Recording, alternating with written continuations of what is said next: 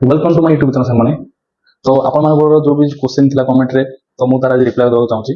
तो first question थिला जे आपण बहुत पिला कमेंट करथले जे सर कंट्रोल कम्युनिकेशन ड्यूटी कोन होय सर।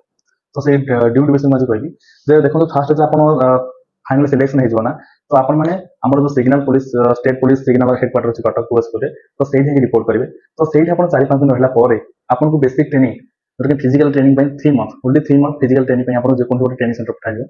तो आम टाइम आमको पठे पीटीआई बॉयरी जोटा कि जाजपुर अच्छी तो हुए तो जो नेक्स्ट बैच आसते एएसआई कम्युनिकेशन तो से पीटीआई बॉयरी ट्रेनिंग देवा पड़ता तो टे सुटेबल प्लेस हुए फिजिकल ट्रेनिंग तो सही पठाते।